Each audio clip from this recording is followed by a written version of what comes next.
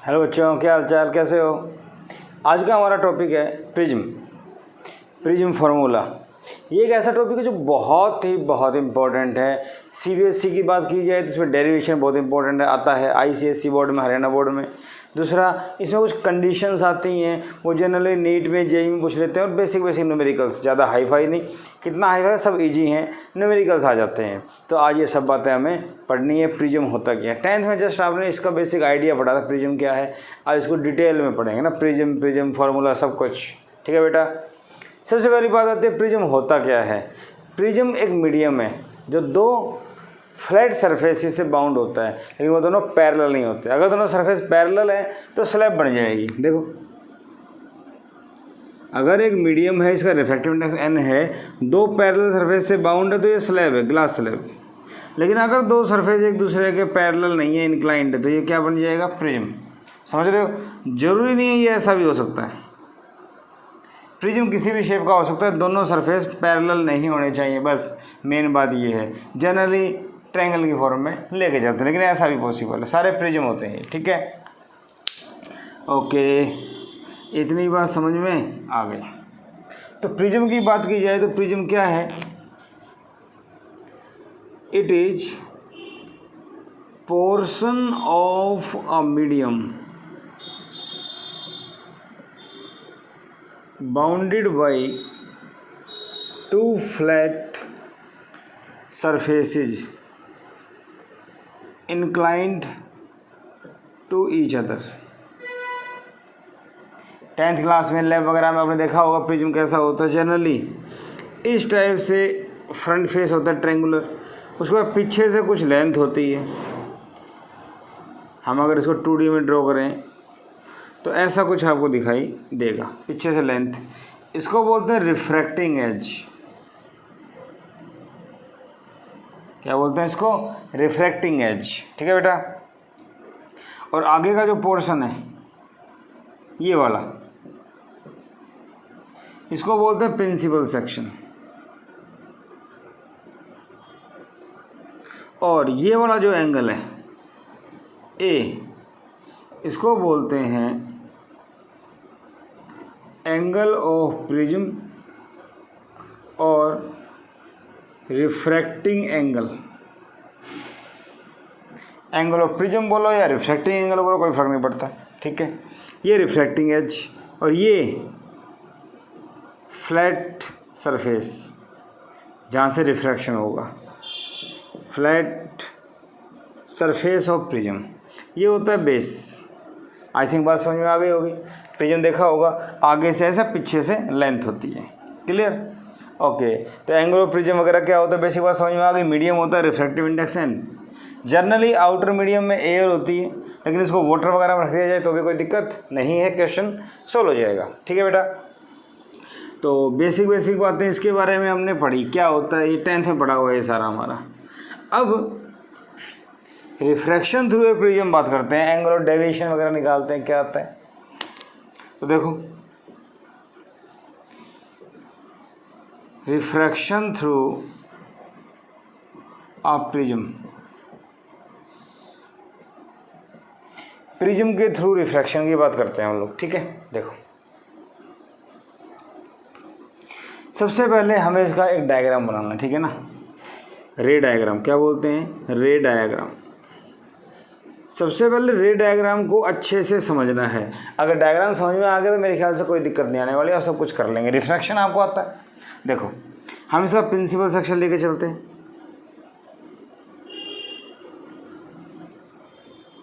क्या ये बात समझ में आ गई। Angle of prism, refracting angle BC ले लिया हमने। ठीक है, सबसे पहले हमने यहाँ पे एक नॉर्मल लिया ऐसे, N1। कोई भी एक रे हमने यहाँ से डाली,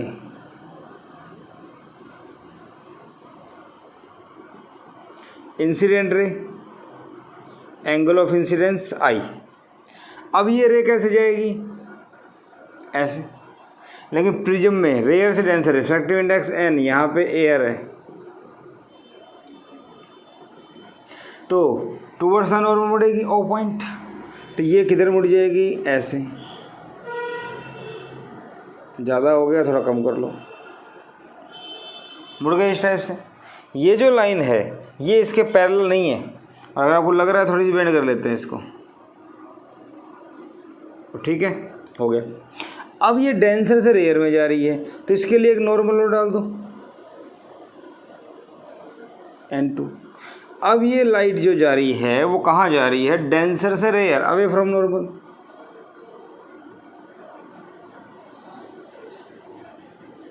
इस टाइप से अगर इस लाइट को बैक डाला जाए, कहाँ से आई ये रे, कहाँ से आ रही है, यहाँ से। अब जरा सोच के देखो, इंसिडेंट रे ये है, इमर्जेंट रे बाहर निकलने वाली ये है,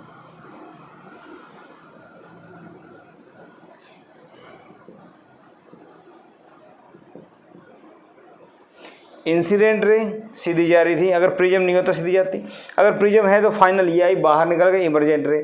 तो इमर्जेंट रे और इंसिडेंट रे ने कितना एंगल बनाया, क्या बोलते हैं इसको, डेविएशन। मतलब सीधी जा रही थी यूँ मुड़ गई, तो जिस एंगल से मुड़ी उसको क्या बोलते हैं, एंगल ऑफ डेविएशन।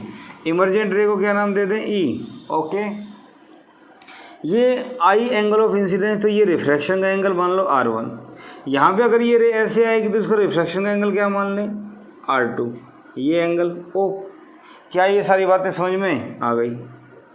अब कैलकुलेशन को इजी करने के लिए मैं नाम दे रहा हूँ, इस एंगल को 1, इस एंगल को 2, कोई परेशानी नहीं है आपको, ठीक है। दूसरा ये नॉर्मल है तो ये एंगल 90, ये एंगल भी 90, अरे हाँ या ना, ठीक है। डायग्राम समझ में आ गया आई थिंक, बहुत ज़रूरी है। ये जो रे है नाम दे दो KLMN।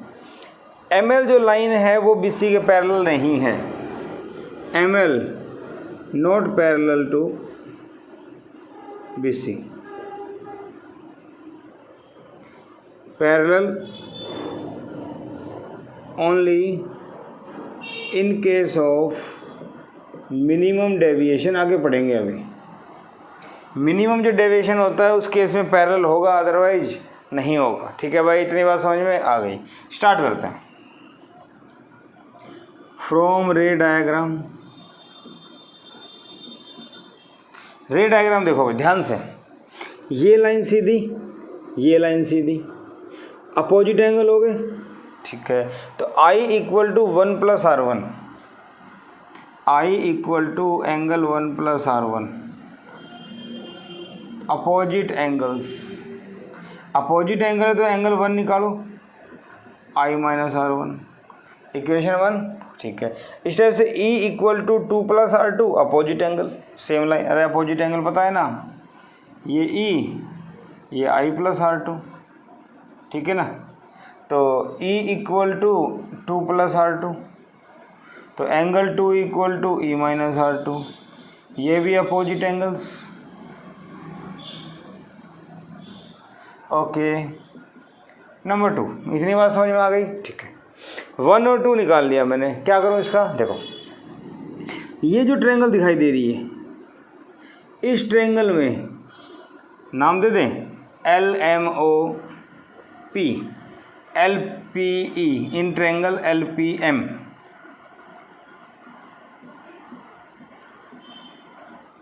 LPM एक ट्रायंगल के इंटीरियर एंगल का सम, एंगल 1 प्लस एंगल 2 अंदर के एंगल है और डेल्टा बाहर का है, मतलब ऐसे। याद आया कुछ, इंटीरियर एंगल का सम एक्सटीरियर के बराबर होता है। Also delta equal to angle 1 plus angle 2, हाँ या ना, 3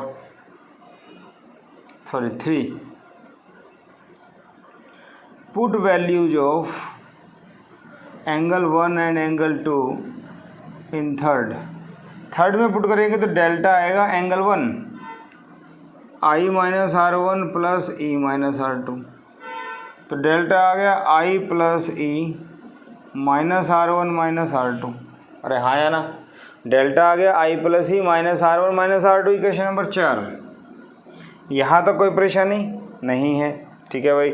डायग्राम समझ आ गया, ये सारी बातें आपको समझ में आ गई, यहाँ तक मैं इसको इरेज कर सकता हूँ। तो बेटा क्या समझ में आया, सबसे पहले अपोजिट एंगल से 1 और 2 निकाल लो, इंटीरियर एक्सटीरियर से डेल्टा निकाल के वैल्यू पुट कर लो, हो गया इतना, ठीक है। अब ये क्वाड्रिलेटरल लो, ठीक है,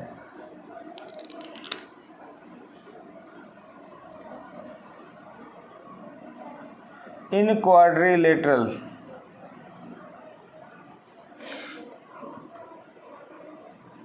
LA या ALOM,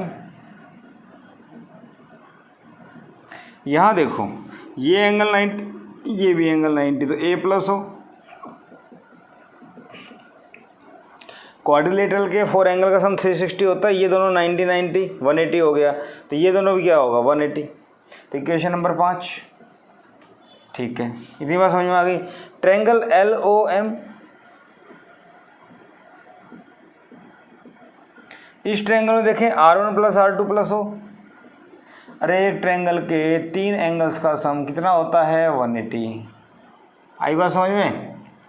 तो फ्रॉम 5th एंड 6th इन दोनों को कंपेयर करें तो राइट हैंड साइड ऐसे लिख दो, compare, right hand side same है तो लेफ्ट हैंड साइड भी सेम होगी, लेफ्ट साइड सेम होगी तो O से O कैंसिल, क्या बचा A equal to R1 plus R2। Important question, important relation, sorry, A क्या है R1 R2 का सम A के बराबर, क्लियर। A को क्या बोलते हैं रिफ्रैक्टिंग एंगल या एंगल ऑफ प्रिज्म या प्रिज्म एंगल, ये समझ में आ गया। 7 का पता लग गया तो यहाँ से देखो 4 क्या बनेगी, तो डेल्टा क्या बन गया I प्लस E माइनस, यहाँ से देखा जाए तो माइनस कॉमन लिया जाए क्या हो जाएगा R1 प्लस R2, अरे हाँ या ना, तो डेल्टा क्या हो जाएगा I plus E minus A, R1 plus R2 क्या है A, नंबर 8 बोलो। तो 7 नंबर क्या कहती है A R1 plus R2, 8 number क्या कहती है ये, ठीक है। इतनी बात अगर आपके समझ में आ जाती है, भाई मैंने क्या किया अभी क्वाड्रिलेटरल ली, A प्लस हो 180, R1 प्लस R2 प्लस हो 180, दोनों कंपेयर किया तो A equal to R1 plus R2 form में पुट किया, ये आ गया। This is relation between angle of incidence, refraction, sorry emergence and angle of prism and deviation. CBSE में जनरली पूछ लेते हैं drive a relation between angle of deviation, angle of incidence, angle of emergence and angle of prism, तो हम लोग यहाँ तक इसको सॉल्व करेंगे। आई थिंक बात समझ में आ गई, ओके, ठीक है भाई। ये मेरे पास रिक्वायर्ड रिलेशन आ गया, delta equal to I plus E minus है, याद कर लो इसको, ठीक है ना। ओके भाई, यहाँ तक मैं कर लूँगा, ये सारी बातें आपके समझ में आ गई। अब इसके बाद आगे देखते हैं,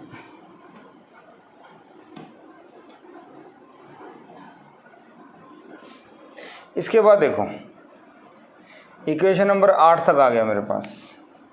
7 इक्वेशन आई थी A equal to R1 plus R2, 8 equation आई थी delta equal to I plus E minus A, यहाँ तक ठीक है, ठीक है भाई, बहुत अच्छे, ठीक है भाई। अब इसके बाद क्या करें, condition for minimum deviation,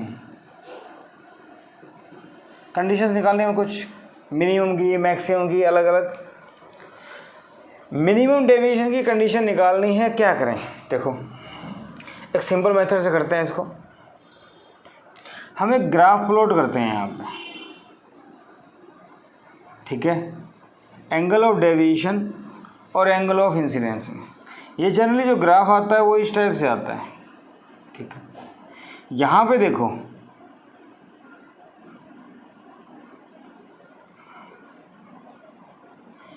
angle of deviation की किसी पर्टिकुलर वैल्यू के लिए I की 2 वैल्यू है, I1 और I2 या I या E, angle of incidence, angle of emergence, ठीक है। जब मैं यहाँ से नीचे आता जाऊँगा तो ये एंगल कम होता जाएगा और एक पर्टिकुलर एंगल के ऊपर ये बढ़ता जाएगा आई, और ये डिक्रीज होता जाएगा ई, और आई और ई क्या हो जाएंगे बराबर, और ये होगा डेल्टा मिनिमम। ठीक है, तो from graph we see that, अगर आप स्कूल में होते तो आप एक्सपेरिमेंट करते और एक्सपेरिमेंट में ग्राफ पेपर के ऊपर हम लोग ये ड्रॉ करते हैं, ठीक है ना, पेज पे। From graph we see that when delta is minimum I equal to E, angle of incidence equal to angle of emergence, दोनों बराबर हो जाते हैं। ठीक है भाई, इतनी बात समझ में आ गई। I और E बराबर है, ठीक है, I और E बराबर है, then R1 equal to R2, I और E बराबर है तो R1 और R2 भी बराबर होंगे। नहीं समझ में आई बात? देखो यहां से स्लेंस लॉ अप्लाई करो, स्लेंस लॉ क्या, ये एक्स्ट्रा चीज़ें हैं नोट करने वाली, एग्जाम में नहीं करनी आ जाए तो। यहाँ से क्या करेंगे, साइन आई बटे में sine R1 equal to refractive index. Snell's law कहते हैं ना, आई जिस मीडियम उसका अपोजिट। ठीक है,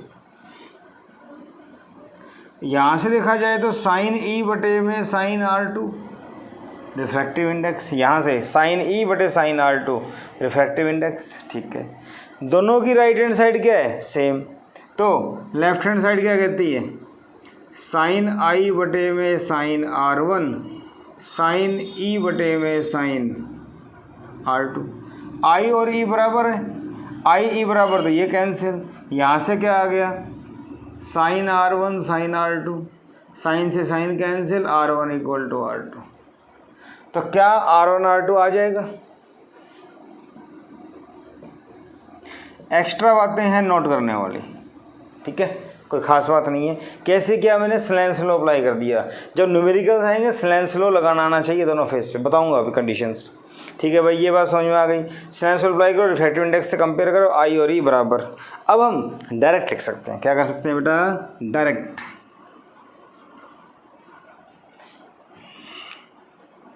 तो also R1 equal to R2, तो जब मिनिमम डेविएशन होता है तो I और E बराबर होते हैं, R1 और R2 भी बराबर होते हैं। ठीक भाई, इतनी बात समझ में आ गई। ठीक है, तो 7 क्या बन जाएगी, A equal to R1 equal to R2 है ना, इसको R मान लेते हैं, तो A equal to R plus R 2R, R equal to A/2, क्या मान लिया मैंने, R इक्वल टू A/2। ठीक है भाई, अब मैं यहाँ लिखता हूँ 8th implies delta equal to i plus e, e को भी आई कर दो, माइनस है।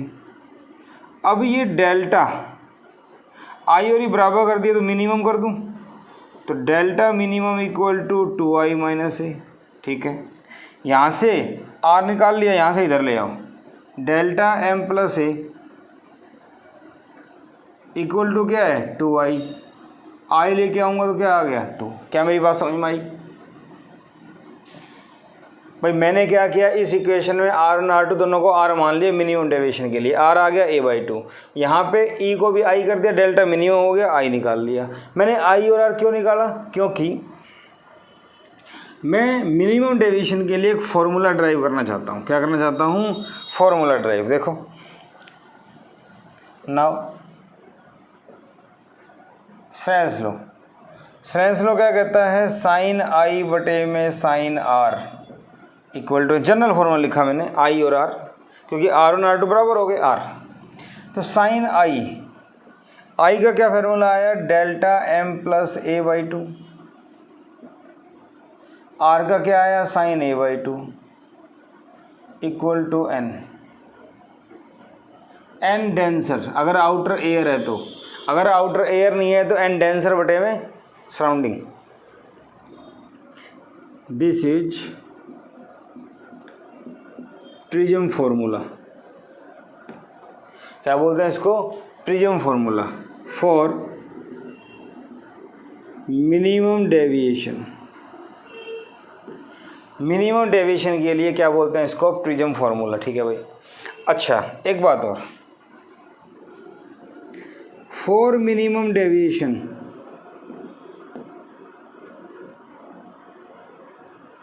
ध्यान देने वाली बात है, ये रे आई ये सीधी चली गई, ये ऐसे चली गई, ये था ना आई ई R1 R2, ठीक है। ये line BC A K L M N, line LM parallel to BC। कहा था ना मैंने, लाइन LM जो होती है वो BC के पैरेलल हो जाएगी अगर मिनिमम डेविएशन है तो। अगर मिनिमम डेविएशन है तो, क्या मेरी बात समझ में आ रही है? अगर मिनिमम डेविएशन है तो ये लाइन इसके पैरेलल हो जाएगी। ठीक है भाई। तो मिनिमम डेविएशन में ये वाली लाइन इसके पैरेलल होती है। क्लियर, बात समझ में आ गई? ओके ठीक है भाई, बात समझ में आ गई। इतना कर लेंगे हम। तो मिनिमम डेविएशन क्या होता है, इतनी बात समझ में आ गई तो मैं इसको अरेंज कर सकता हूँ।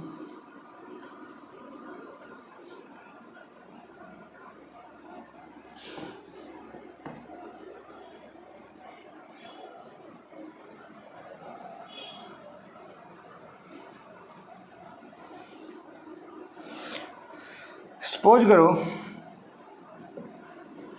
मिनिमम डेविएशन की बात हो रही है, एक क्वेश्चन लेके चलें इसके ऊपर। आपको एक प्रिज्म दिया हुआ है, ठीक है। प्रिज्म का एंगल दिया हुआ है A 60 डिग्री, ठीक है। और ये नॉर्मल, ये नॉर्मल, ये लाइन आई इसके ऊपर।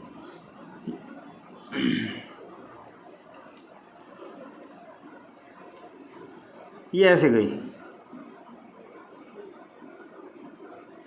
ये BC, वो A, ये KLMN। क्वेश्चन ये था, रिफ्रैक्टिव इंडेक्स जो मीडियम का है वो है √2, रिफ्रैक्टिव इंडेक्स जो मीडियम का है वो है √2, और एंगल ऑफ डेविएशन वो दिया हुआ है, angle of deviation 30 degree. Angle of deviation क्या है? 30 डिग्री। ये नहीं बता रखा मिनिमम है या मैक्सिमम है एंगल ऑफ डेविएशन, ठीक है। फाइंड एंगल मेड बाय रे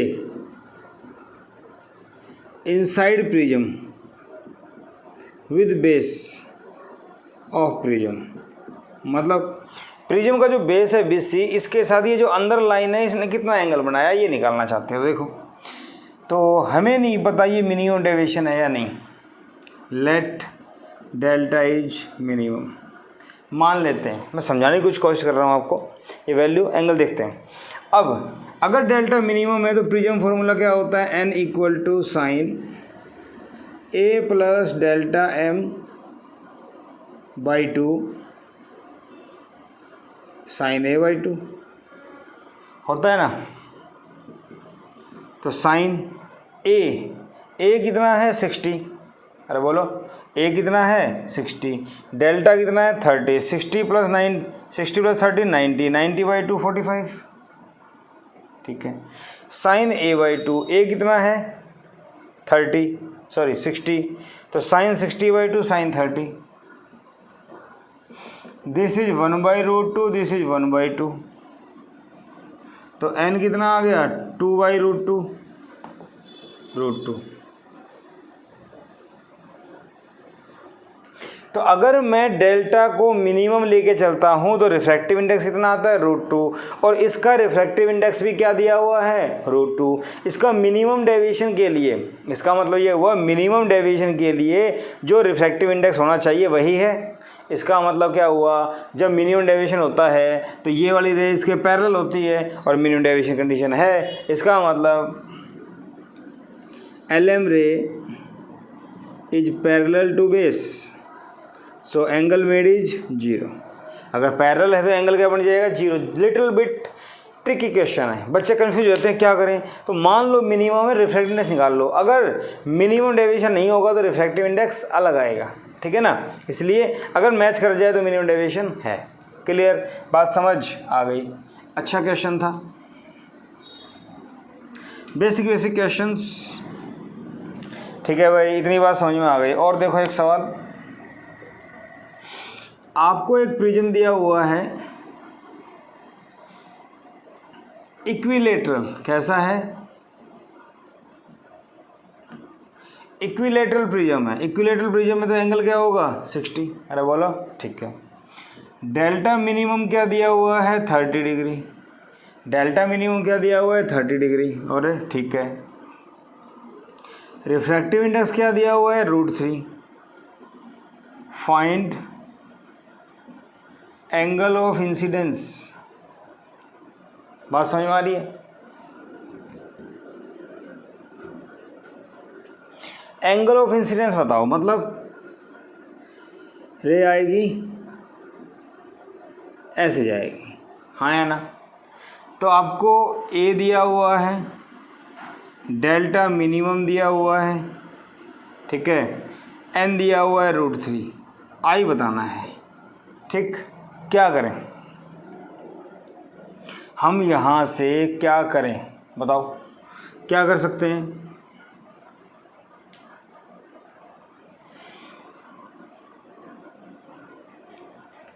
एंगल ऑफ इंसिडेंस अगर आपसे पूछा जाए तो मिनिमम डेविएशन के लिए आपको पता है आई और ई बराबर होते हैं। अरे हाँ या ना? मिनिमम डेविएशन के लिए आई और ई बराबर होते हैं। आई और ई बराबर होते हैं तो ये भी बराबर होते हैं। याद आ रहा है कुछ? ठीक है, देखो, for minimum deviation I equal to E, R1 equal to R2 R। तो इक्वेशन नंबर 7 थी, since a equal to 2R। ठीक है, a कितना है? 60।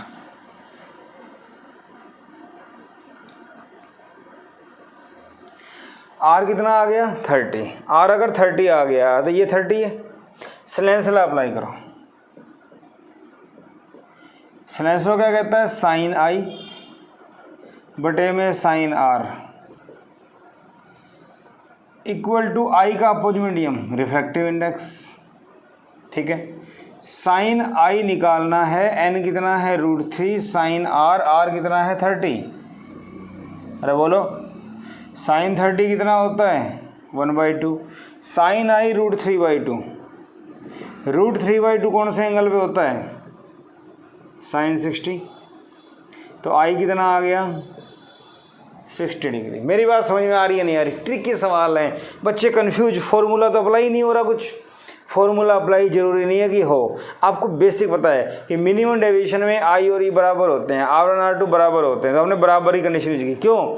मुझे आई निकालना है। आई निकालने के लिए मुझे ये स्नेल्स लॉ अप्लाई करना पड़ेगा। क्वेश्चन कैसे सोल्व करने वो सिखा रहा हूँ। स्नेल्स लॉ अप्लाई करना पड़ेगा। अब मिनिमम डेविएशन है R1 R2 बराबर R ए से आ जाएगा, हाँ या ना?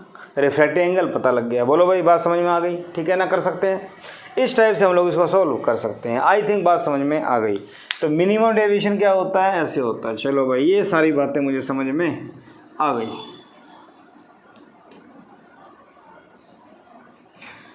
ठीक है भाई, ओके। और देखो, तो मिनिमम डेविएशन कंडीशन समझ में आ गई, प्रिज्म फार्मूला समझ में आ गया, ठीक है ना? और देखो, कंडीशन फॉर मैक्सिमम डेविएशन,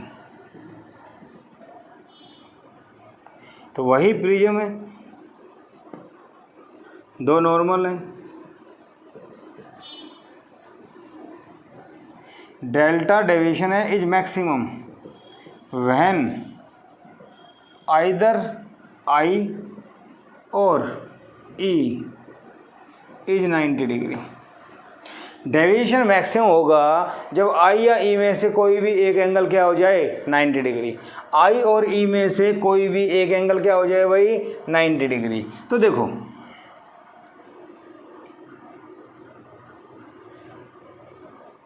मान लो रे ऐसे आई, इंसिडेंट रे, तो नॉर्मल के साथ आई कितना हो गया? 90 डिग्री। ये रे ऐसे गई और ये ऐसे गई, हाँ या ना? ठीक, सिंस फॉर्मूला क्या होता है, delta equal to i plus E minus A, हाँ या ना, ठीक है। डेल्टा इक्वल टू आई को 90 किया plus E minus A, this is max, delta maximum आ गया, अरे हाँ या ना, ठीक है भाई। डेल्टा मैक्सिमम का फॉर्मूला यहाँ से आ गया। अब सुनना, एक्चुअली ये कोई डेरिवेशन नहीं है, जस्ट बता रहा हूँ कुछ, ये फॉर्मूले मुझे पता है। अब सुनना ध्यान से, फॉर फेस ए बी में देखो स्नेल्स लॉ अप्लाई करें, साइन आई बटे में sine R1 equal to n, i जिस मीडियम में उसका अपोजिट लेना है, अपोजिट रिफ्रैक्टिव इंडेक्स एन। तो साइन आई कितना है 90, साइन 90 बटे में sine R1 equal to N.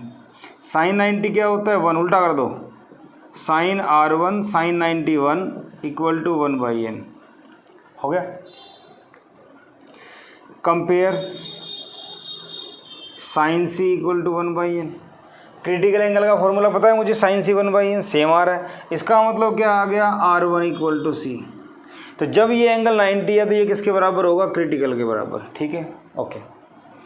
इतनी बात समझ में आ गई। Since A equal to R1 plus R2, R1 क्या आ गया C, तो R2 कितना आ गया A माइनस C। क्या ये बात समझ में आ गई, अरे हाँ या ना, ठीक है। R2 कितना आ गया A माइनस C, अरे बोलो। तो R1 हो गया C, R2 हो गया A माइनस C, ये एंगल ऑफ इमरजेंस। तो मिनिमम डेविएशन तो क्या आया, ये बोलो, मिनिमम डेविएशन क्या आ गया, ये। अगर मैं इसको निकालना चाहता हूँ तो स्नेल्स लॉ अप्लाई कर दूँ।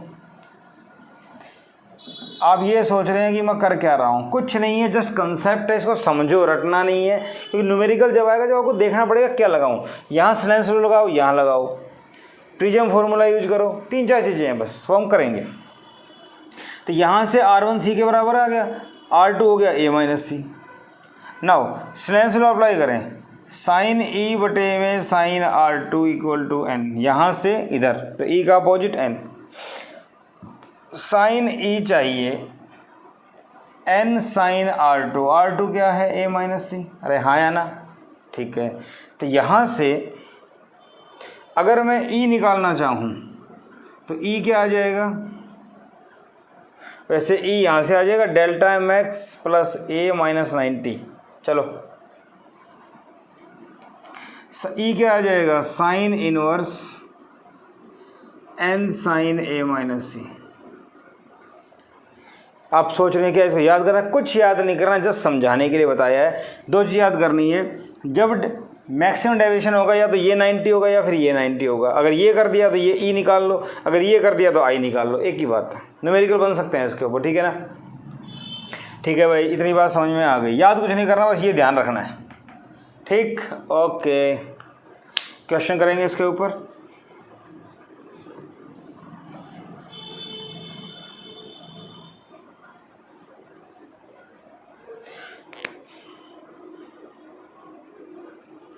अगर रे प्रिज्म के पैरेलल होती है ऐसे, इसको बोलते हैं ग्रेजिंग इंसिडेंस, और अगर यहाँ से बाहर निकलती है तो इसको बोलते हैं ग्रेजिंग इमरजेंस।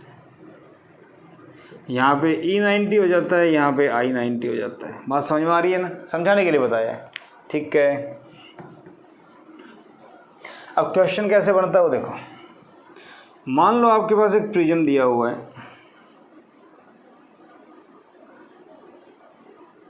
यहाँ पे एक रे आई एंगल पे, ये दिया हुआ है 60, मान लो इक्विलेटरल प्रिज्म है। यहाँ से एक रे इधर गई और ग्रेजिंग इमरजेंस है, ग्रेजिंग इमरजेंस, तो मैक्सिमम डेविएशन कंडीशन हो गई या नहीं हो गई, पहले तो ये बताओ। मैक्सिमम डेविएशन कंडीशन हो गई या नहीं हो गई ना, ठीक है। फाइंड आई बताओ क्या करें, सोचो क्या करें। क्या मिनिमम डेविएशन की बात हो रही है, नहीं। क्या मैक्सिमम की है, यस। मुझे दे नहीं रखा कि मैक्सिमम डेविएशन की, मुझे समझ में आ रहा है कि एक अगर ग्रेजिंग है 90 है तो ये मैक्सिमम डेविएशन कंडीशन है, तो मुझे पता लग गया कि मैक्सिमम डेविएशन कंडीशन है। ठीक, अब देखो करना क्या है, E90 दिया हुआ है, यहाँ स्नेल्स लॉ अप्लाई करो।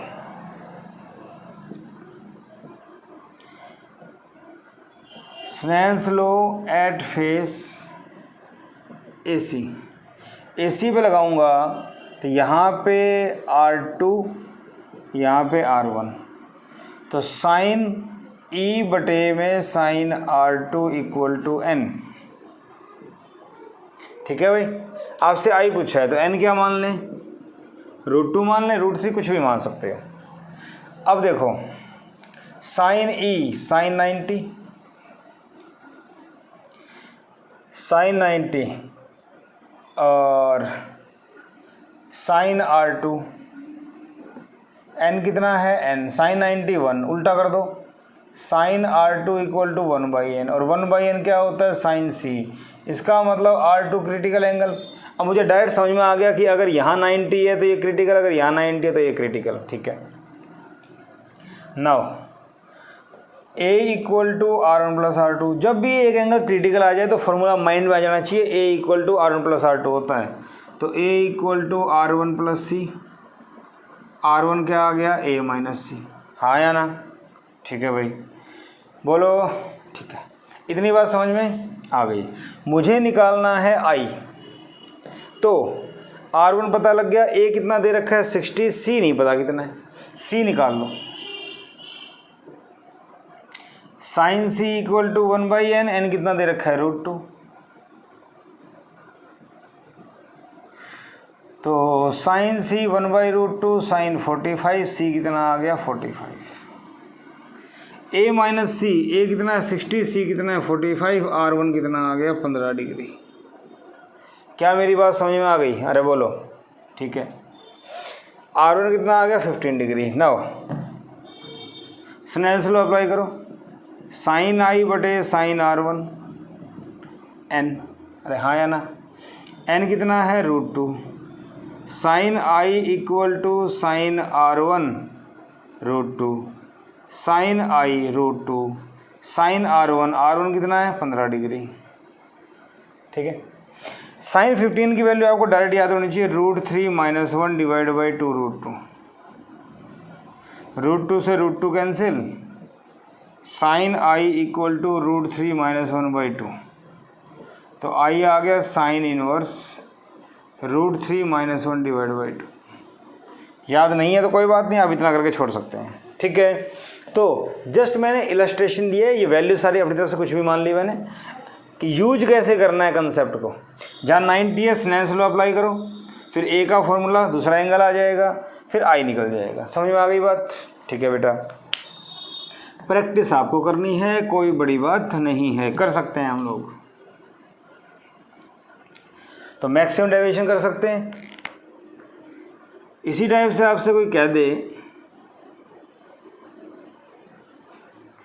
कि भाई ये एंगल ऑफ प्रिज्म A 30 दिया हुआ है,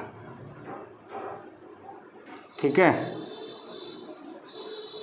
ये दो नॉर्मल है, यहाँ एक रे गिरी 60 डिग्री पे, यहाँ एक रे गिरी 60 डिग्री पे, और ये वाली रे इसके पैरेलल है, ये बाहर चली गई। ठीक है, एक नंबर का सवाल है, 1 मार्क क्वेश्चन। क्या करोगे, ये रे इसके पैरेलल है, ये 30 है, तो बताओ एंगल ऑफ इमर्जेंस क्या होगा। जब ये रे इसके पैरेलल है, इसका मतलब मिनिमम डेविएशन, और जब मिनिमम डेविएशन है इसका मतलब क्या हुआ, आई और ई बराबर, तो ई कितना आ गया 60। ख़त्म, बोलो बात समझ आ गई। इसी टाइप से मान लो आपके पास क्वेश्चन आ जाए, ये एक रे आ रही है, इसका एंगल है 30 डिग्री,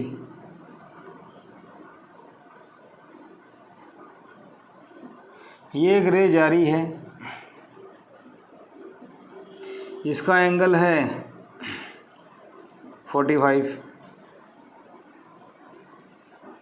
और ए दिया हुआ है 60 डिग्री। ठीक है, find angle of deviation. Simple simple सवाल, बताओ क्या करना है, क्या करें इसमें।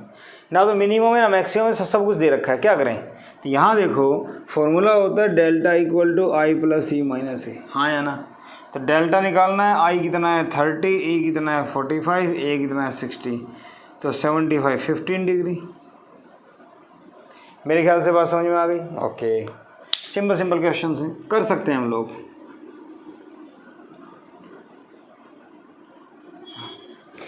ठीक है भाई, और देखो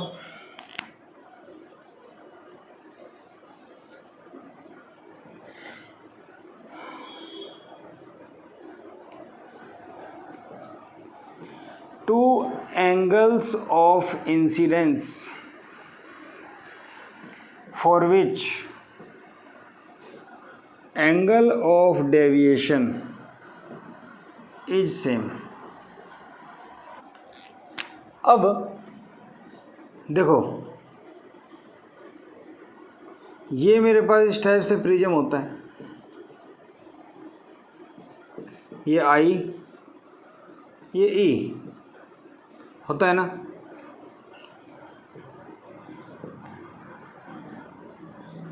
if angle of incidence is I, मेरी बात समझ रहे हो, if angle of incidence is I and emergence is E,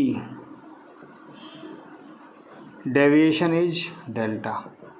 If I and E are interchanged, then delta remains same. इसका मतलब angle of incidence, if angle of incidence are I and E, then delta is same. मान लो I 30 है, E 45 है और delta कुछ भी आ रहा है, तो I 30 रखा तो डेल्टा वही आया, E 45 रखूँगा तो I उतना हो जाएगा लेकिन डेल्टा वही आएगा। तो ध्यान रखना इस कंडीशन का भी, जनरली पूछ ली जाती है आप लोगों से। ठीक है, ओके, ये छोटी छोटी बातें हैं, आपको पता होनी चाहिए। चलो, ये बात समझ में आ गई।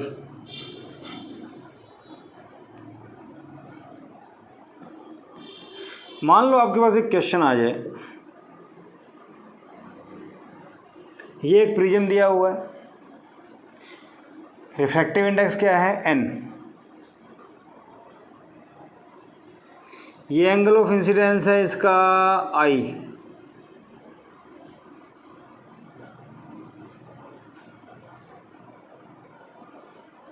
डायग्राम तो आई थिंक आपको बनाना आ ही गया होगा। ठीक है, बोलो। ये ऐसा होता है लेकिन हमें यहाँ दिया हुआ है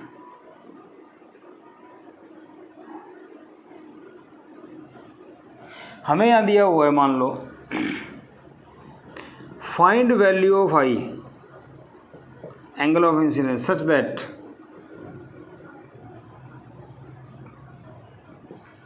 रे emerges from face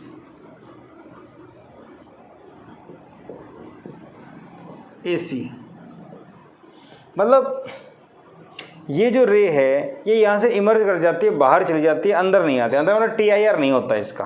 तो कंडीशन बताओ, जेई ने पूछा था एक बार, शायद 2015 में आया हुआ है ये, क्या करें इसके लिए।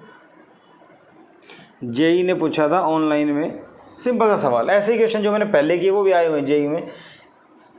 तो क्या किया जाए इस सवाल में, बताओ शाबाश।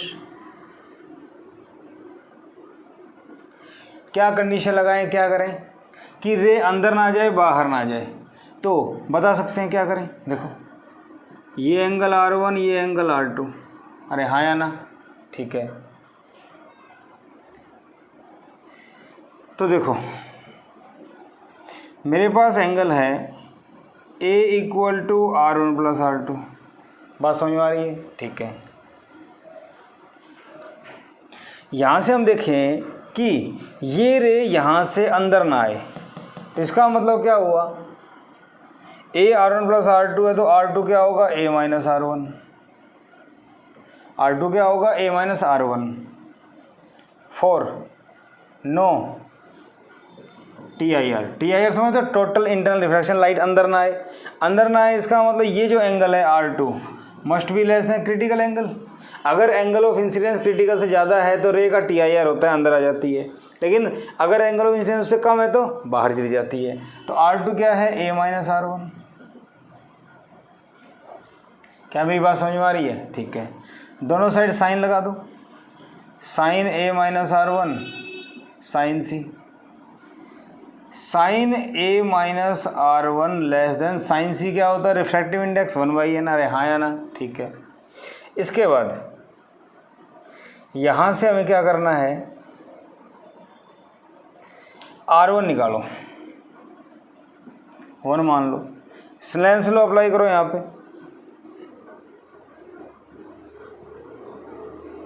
स्नेल्स लॉ कहता है साइन I बटे sine R1 equal to n। अरे हाँ या ना? ठीक है। यहाँ से क्या आ गया, sign I n sign R1। बोलो भाई, sign I n sign R1। यहाँ से R1 क्या हो जाएगा, साइन I बटे n, ये n इधर, साइन इनवर्स। क्या मेरी बात समझ में आ रही है? साइन I बटे में n, ये साइन था, साइन इधर लेंगे, साइन इनवर्स। यहाँ अगर मैं पुट करता हूँ तो ये आया sine A minus sine inverse sine I बटे में n हो गया, लेस देन 1/n। बोलो, क्या मेरी बात समझ में आ रही है इस टाइप से? ठीक है। तो इस टाइप से आपसे पूछा गया था भाई आई बताओ, ठीक है, लेकिन इस टाइप से आपको 4 ऑप्शन दे देंगे, इस टाइप से आपको 4 ऑप्शन दे देंगे। तो क्या आप चारों में से चेक कर सकते हैं कौन सा आएगा हमारा? भाई हमने क्या निकाल लिया, R1 की वैल्यू हमने यहाँ पुट कर दी, तो यहाँ से ये। अगर आप साइन I निकालना चाहते हो तो साइन इनवर्स उधर ले जाओ, A प्लस में आ जाएगा। अरे बोलो, A उधर जाके माइनस में। देखो, अगर करना चाहें तो हम क्या आएगा, साइन उधर, तो sign inverse 1/n, A minus sine inverse sine I बटे n लिख दिया। ठीक है, कैसे भी सेट कर लो, कोई दिक्कत नहीं इसकी। इस टर्म को उधर ले जाओ तो ये आएगा A minus sine inverse 1/n less than sine inverse sign I/n। ठीक है, अरे बोलो, ठीक है भाई, ये आ गया इतना। अब इसको इधर ले आओ, sine A minus sine inverse 1/n less than sine I/n, n इधर आ जाएगा। अरे बोलो, तो I क्या आ गया यहाँ से, I greater than sine inverse, sine इधर ले आओ, n sine A minus sine inverse 1/n। इस टाइप से जो भी बनेगा बन जाएगा। क्या मेरी बात आपके समझ में आ रही है? तो इस टाइप से हम लोग चेक कर सकते हैं क्या करना है या क्या नहीं करना है। ठीक है भाई, मेरे ख्याल से कोई दिक्कत वाली बात नहीं है। तो इस टाइप से क्वेश्चन आ जाए, कंडीशन हम लोग चेक कर सकते हैं, कुछ नहीं है। अगर रे बाहर जानी है तो R2 क्रिटिकल से कम होगा, बस वैल्यू पुट करते जाओ, सॉल्व करते जाओ। ठीक है ना, 15 में आ गया था ऑनलाइन में, कोई ख़ास बात नहीं है। चलो और देखते हैं। क्वेश्चन है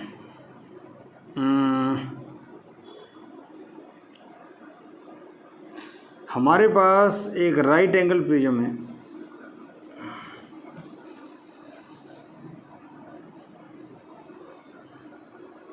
इस टाइप से। ABC, इसका एक फेस सिल्वरिंग किया हुआ है, ठीक है ना, सिल्वरिंग और मिरर आगे बढ़ेंगे।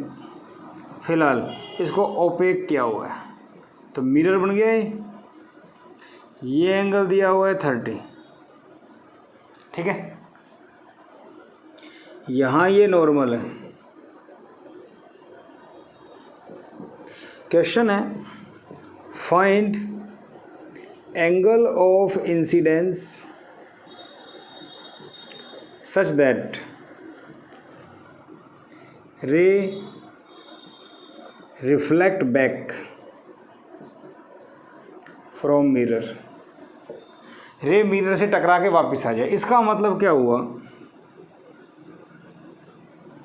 इसका मतलब ये हुआ कि रे टकरा के सीधी जाएगी, क्योंकि अगर कोई रे मिरर से 90 एंगल पे टकराएगी तभी तो वापस आएगी, अगर कुछ टेढ़ी टकराएगी तो टेढ़ी वापस आएगी, ठीक है। आई बात समझ में?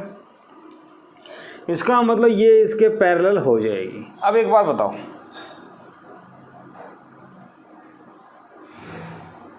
ये एंगल 30, अगर इस लाइन के ऊपर एक परपेंडिकुलर डाला जाए तो ये परपेंडिकुलर इस लाइन का और इस लाइन का परपेंडिकुलर ये, तो कोई दो लाइनों में जो एंगल है क्या उनके परपेंडिकुलर में, इसका परपेंडिकुलर ये और इसका परपेंडिकुलर ये, उनमें एंगल वही होगा 30। तो इसका मतलब ये एंगल कितना होना चाहिए 30, हाँ या ना, ठीक है। रिफ्रैक्टिव इंडेक्स क्या मान लें √3 गिवन है। तो स्नेल्स लॉ अप्लाई करो। स्नेल्स लॉ क्या कहता है, साइन आई बटे में साइन 30। इस क्वेश्चन में ट्विस्टिंग पॉइंट क्या था, ये एंगल कैसे निकले। पहले सोचना पड़ेगा रिफ्लेक्ट बैक का मतलब परपेंडिकुलर जाए, सोचना पड़ेगा। फिर दूसरा ये एंगल कैसे है, कोई दो लाइनों में जो एंगल परपेंडिकुलर वही। अब ये हो गया, सोल्व कर दो। आई का अपोजिट मीडियम ये, समझ रहे हो ना। इसको इससे भी कर सकते हैं n1 sign I n2 sign are, बात तो वही है ना। n1 इस मीडियम का रिफ्रैक्टिव इंडेक्स एयर साइन आई, n2 क्या है √3 आर साइन आर, आर कितना है 30, तो साइन आई कितना आ गया साइन आई बाई साइन 30 √3, वही तो आया। तो बात वही पड़ती है, साइन आई √3 साइन 30 क्या होता है 1/2, उधर चला जाएगा। साइन आई √3/2, √3/2 साइन 60 पे होता है, तो आई कितना आ गया भाई 60 डिग्री। क्या मेरी बात समझ में आई? अच्छा सवाल है, ठीक है, क्लियर, ओके।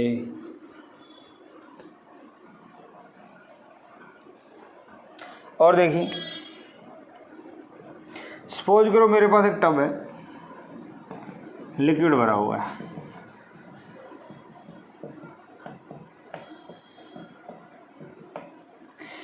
इसमें इस टाइप से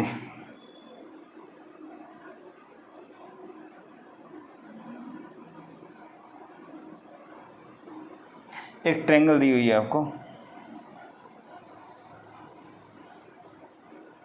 ये एंगल थीटा, सॉरी इसको ऐसे लो,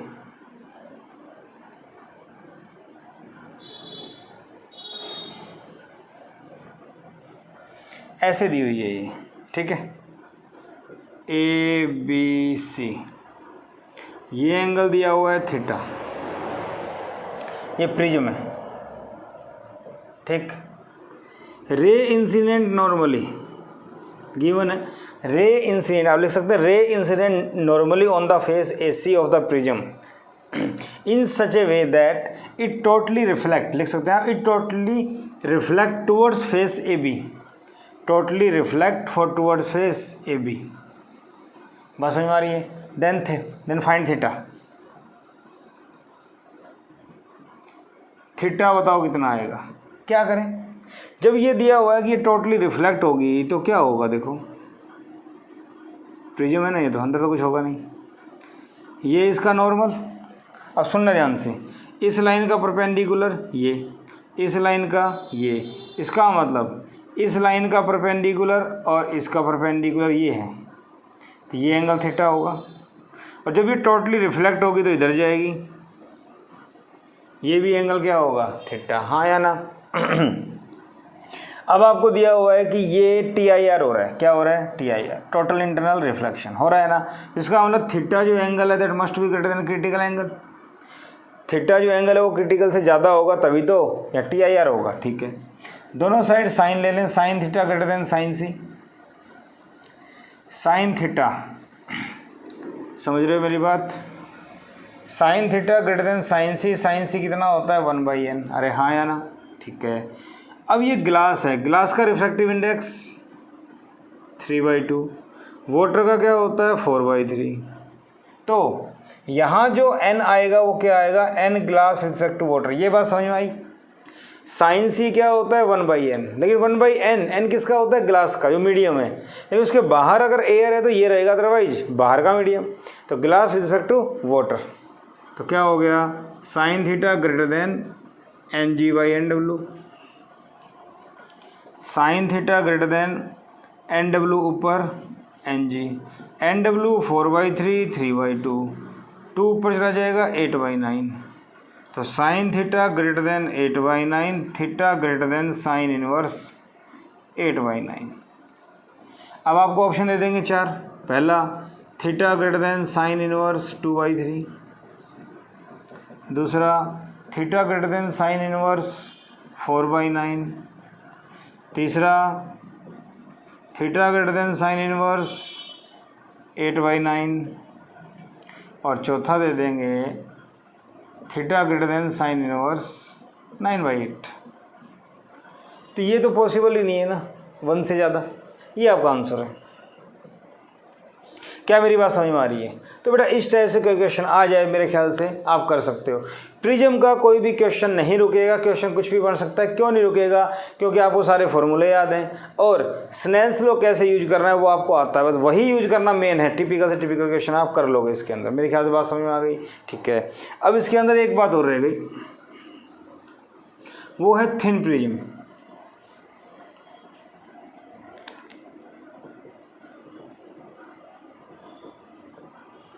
तो ये क्या होता है, prism is thin if angle of prism less than 10 degree. ये लेस देन 10 डिग्री है तो क्या होगा, I, R1, R2, E, R small, ठीक है। देखो, since delta equal to I plus E minus A, equation number 4 थी, अरे हाँ या ना। तो मुझे यहाँ से क्या निकालना है, I। देखो डायग्राम याद है, साइन I बटे sine R1 comparable to I/R1 n। तो I equal to n R1 and sine E बटे साइन R2 E/R2, प्रिज्म थी ना, एंगल स्मॉल होंगे, n E equal to n R2, ठीक है।